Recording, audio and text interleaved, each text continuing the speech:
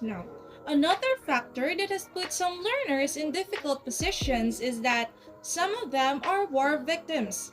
Now, let us know more about this. So, victims of war, or who are these people?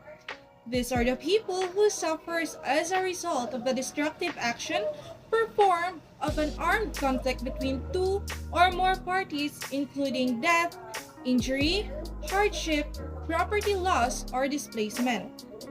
Now, the notion of war victims has several connotations, and the use of the term victim as an identity can have different implications depending on who is using it, claiming it, rejecting it, or attributing it to others. Its negative connotations may have an impact on the person or persons concerned. This implies that the term should be used with some care ins- and insight. The term can be understood to mean all people whom humanitarian law seeks to protect in the event of international or non-international armed conflict. Any person may be harmed physically or mentally, be deprived of their fundamental rights, suffer emotional distress, or lose their property. Humanitarian assistance for all victims of war within this meaning of the term is intended to attenuate the harmful effects of conflicts as far as possible. Assistance from humanitarian organizations often compensates for the inadequacy of aid from the warring parties. Now, how does the war affect the victims? War adversely affects combatants and non combatants alike, both physically and emotionally. Death, injury, sexual violence, malnutrition, illness, and disability are some of the most threatening physical consequences of the war, while post traumatic stress disorder, or what we also commonly known as the PTSD, depression, and anxiety, are some of the emotional effects.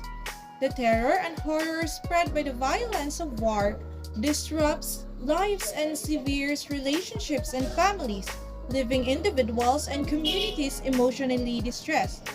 Further, emotional suffering related to war may occur not only due to direct exposure to life-threatening situations and violence, but also through indirect stressors such as injury to or death of relatives or caregivers, economic hardships, geographic displacement, and continuous disruptions of daily living. Now, the Diagnostic and Statistical Manual of Mental Disorders lists five major stress related disorders, namely as the adjustment disorder, acute stress disorder, post traumatic stress disorder, or the PTSD, complex PTSD, and disorders of extreme stress. The first three have been formally incorporated into the DSM 4 diagnostic system.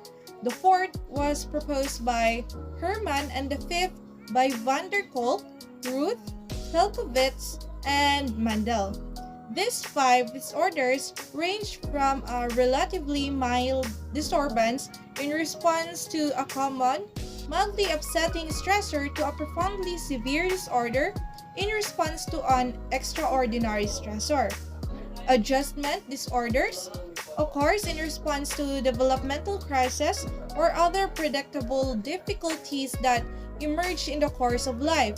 Symptoms and impairment arising from exposure to war-related stressors do not receive this diagnosis. Second, acute stress disorder and PTSD may appear following exposure to war-related stressors. They have several criteria in common, like first, exposure to a traumatic event. Second is experience of intense fear, helplessness, or horror in response to the above exposure. Third is dissociative experiences.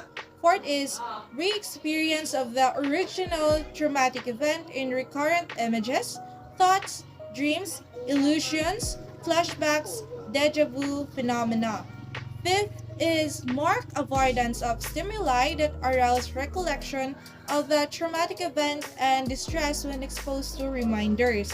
Sixth, marked anxiety and arousal patterns. And lastly, event-related stress or impairment in social, occupational, or the other important areas of functioning.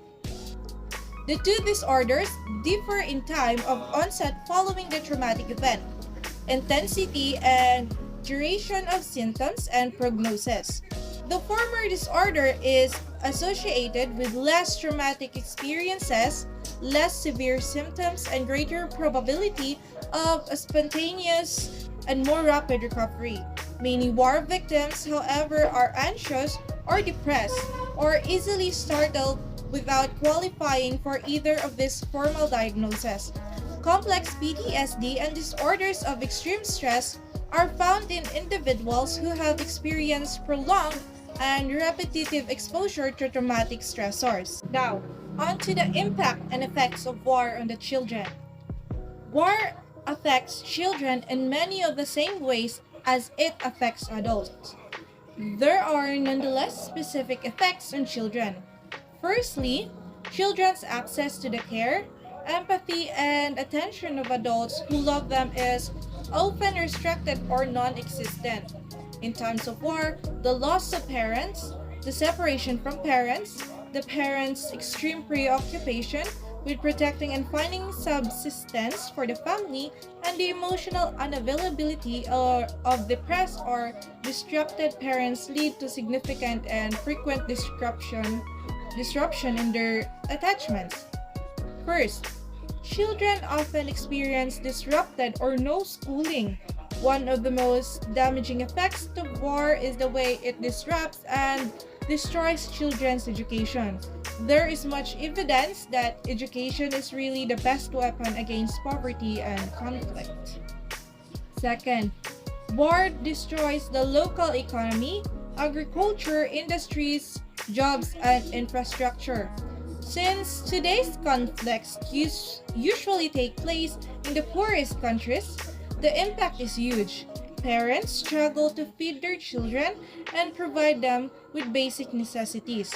Children may be forced to stay at home to look after their siblings or work instead of going to school, or they may even end up on the streets in situations of acute poverty.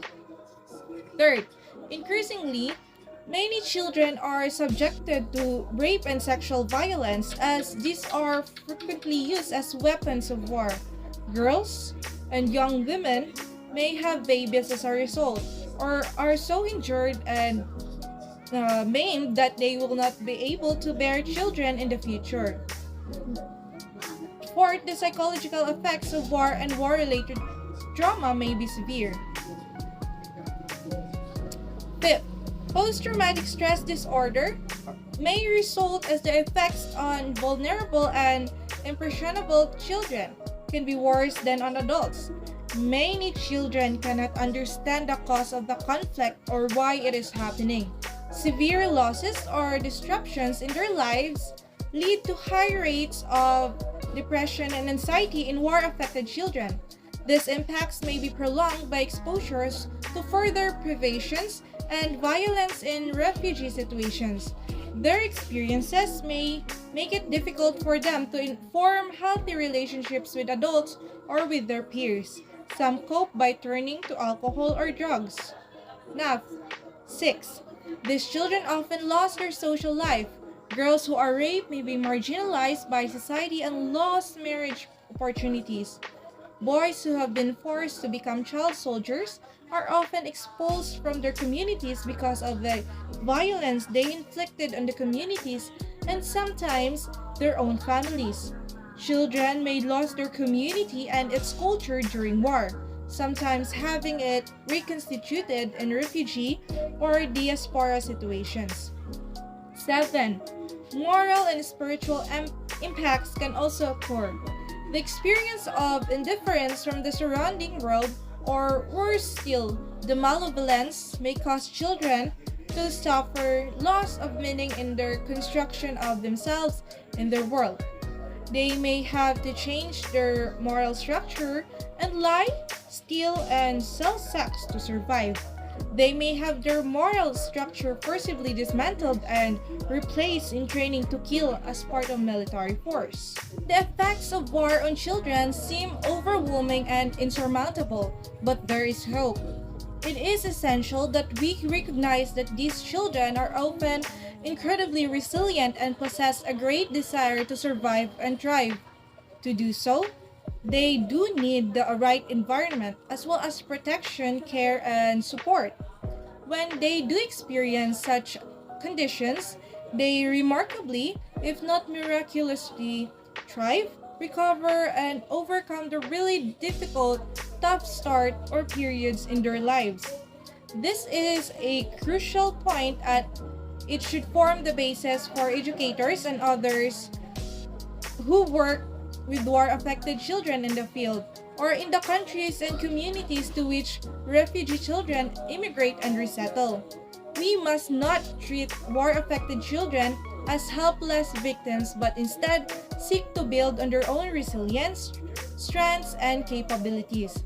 Educational programs and related programs should strive to give young people the resources and opportunities to rebuild their own lives and create the protective environment that will allow them to do so.